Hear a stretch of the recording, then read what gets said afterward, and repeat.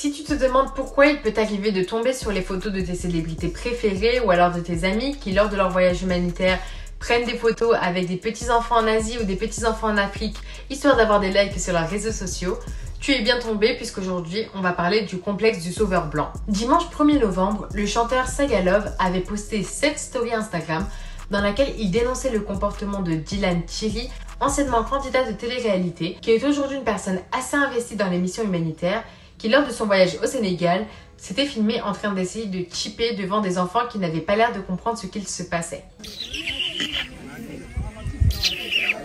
On tue pas à nous. Eh. Eh. Eh. Tiens. Eh.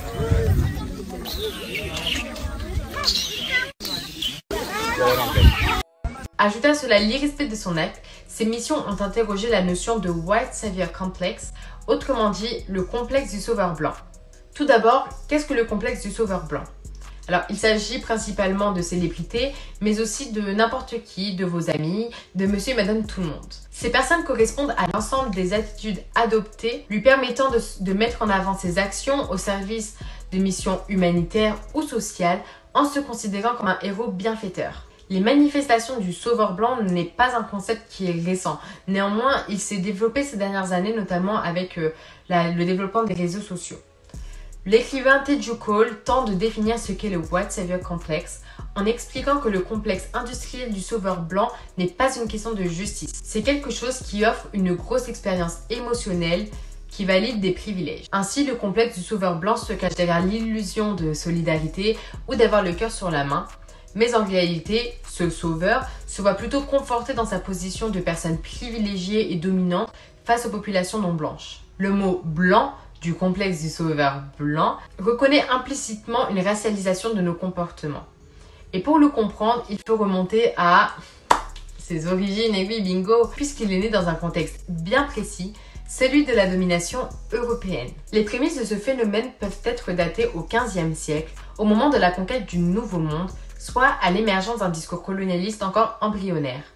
Celui-ci se développe véritablement à partir du XIXe siècle, lors des grandes vagues de colonisation en Afrique et en Asie, avec une idée en tête, la mission civilisatrice des peuples blancs conférée par la hiérarchie naturelle des races, qui était l'une des justifications principales de l'expansion territoriale européenne. L'idée pouvait sonner comme tout ce qu'il y avait de plus altruiste. Il fallait venir en aide aux peuples inférieurs, les élever de leurs conditions primitives, puisque le non-blanc était considéré comme peu ou pas du tout civilisé. Et il faut savoir que les sauveurs, les saviors, sont les héritiers de cette histoire. Mais du coup, est-ce que justement faire de l'humanitaire c'est mal? Est-ce que faire de l'humanitaire ça veut dire être un sauveur? La réponse est bien évidemment non. On peut faire de l'humanitaire sans forcément être un sauveur. Et on peut faire cette distinction, c'est-à-dire qu'un humanitaire va être soucieux du bien fondé de son travail, de sa participation à un projet sérieux humanitaire, tandis que le sauveur va privilégier davantage l'exotisme du voyage, le goût de l'aventure et puis bien sûr la mise en valeur de sa propre personne, notamment sur les réseaux sociaux. Il faut savoir qu'on peut trouver justement des représentations de ces sauveurs blancs ailleurs que dans le secteur humanitaire. Et quoi de mieux que le 7e art pour justement mettre en reflet notre société et montrer ce qu'il s'y cache. Dans le cadre du cinéma, on trouve plusieurs personnages visant à être montrés comme des libérateurs. On a l'exemple de Daenerys dans la série Game of Thrones qui dans son parcours vient à libérer plusieurs peuples, notamment de l'esclavage, qui sont généralement des peuples bien sûr racisés, avec justement cette dimension de libératrice, de sauveuse, voire d'ailleurs qui était érigée au rôle de mère. Le cinéma français nous offre aussi sa dose de complexe du sauveur blanc, avec des films comme Le Brio par exemple, où Neyla, jeune femme d'origine maghrébine qui habite à Créteil, souhaite devenir avocate et pour ce faire, elle se voit dans la nécessité d'obtenir l'aide de Pierre, son professeur, qui va l'aider à obtenir son concours d'éloquence. Et puis on a justement, comme le dit la youtubeuse Kehol and Snapshot, une multitude de films où justement on a un professeur généralement blanc qui se rend en ZEP à devoir enseigner à des jeunes maghrébins ou noirs. Voilà, c'est souvent ça, et puis qui vont les élever bien sûr. Par ailleurs, on peut trouver des films qui tentent d'inverser cette image du sauveur blanc, comme le film de Lucien Jean-Baptiste, Il a déjà tes yeux, où justement on casse cette image de la famille blanche qui vient généralement adopter un enfant noir pour lui assurer un meilleur avenir, avec justement au contraire une famille noire qui adopte un enfant blanc. Du coup, quelles sont les conséquences du complexe du sauveur blanc?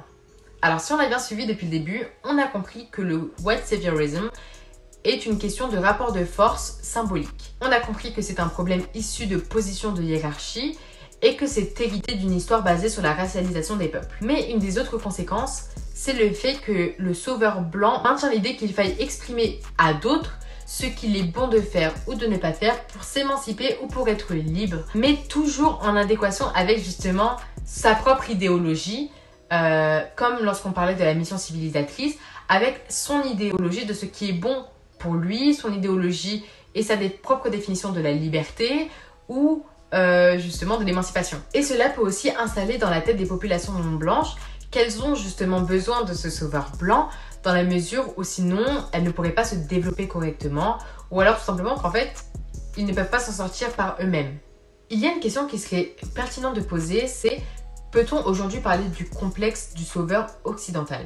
Et du coup, peut-il nous arriver à nous aussi d'exercer justement ce complexe du sauveur blanc et de nous placer en tant que héros bienfaiteurs, comme je l'avais dit dans l'introduction? Eh bien, on peut se poser une question. Est-ce que si Dylan Cherry n'avait pas été blanc, s'il avait été d'origine maghrébine, s'il avait été d'origine asiatique ou noire, est-ce que sa vidéo aurait porté polémique, aurait eu une telle polémique? Certainement que oui, puisqu'en fait, on parle quand même d'une personne européenne qui vient dans un autre pays, même s'il y a une mixité qui reproduit justement des stéréotypes envers une population dans laquelle il ne vit pas. Dans ce cas, comment éviter de reproduire le comportement du sauveur blanc? L'essentiel, c'est de respecter la dignité humaine.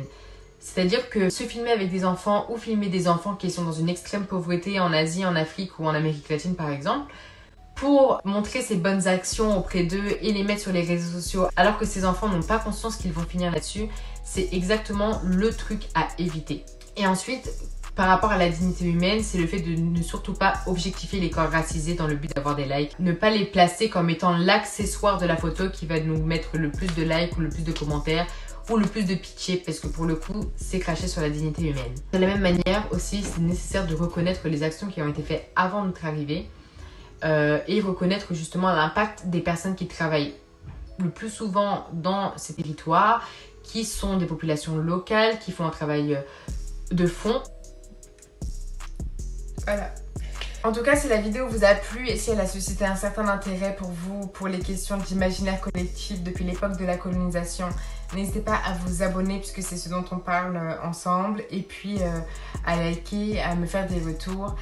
Et voilà. Et à bientôt pour une prochaine vidéo qui sera sur l'Empire Songhai. Ciao!